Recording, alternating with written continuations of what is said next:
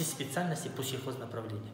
Это трактористы, машинисты, слесари, ремонтники, повара, кулинары, газосварщики, электросварщики. Керекті мәліметтің бәрі шыққан кітаптар. Бұнда әлеуметтану да бар, экономика да бар, менеджмент да бар, ну все, весь спектр нашей жизни. Бәрі в электронном формате сабақ жүргізіледі. Интернетке қосылған, оттуда всю информацию скачивать, сразу показывать детям. И осындай лет экрандар, сол АГУ университетінде всего 2 штуки, оказывается. Да? Понимаешь? А у нас их 4 штуки.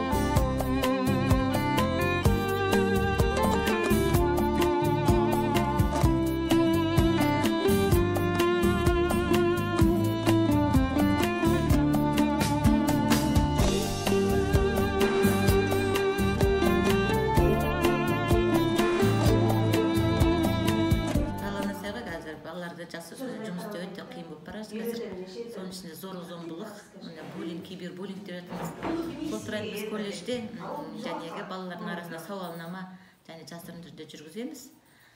Соның нәтижесін шығарамыз, және көптеген видеолар көрсетеміз, жәнегі әңгімелер өткіземіз, тренингтер өткіземіз осы тақырыптар төңірегінде.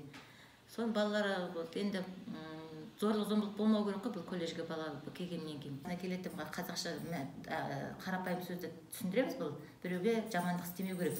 Кейін ол өзіңе болмаса туған туысыңа, бауырларыңа баяғы тиеді деп, сондай қарапайым тілде жеткізуге тырысамыз енді. Тут, конечно, работы было очень много. Тут вообще капец работали. Керемет көп болды жұмыстар. Мына нелерінің өзін, мысалы, тоже спецзаказбен жасаттық. Бәрі шторларын, нелерін тоже. Керемет.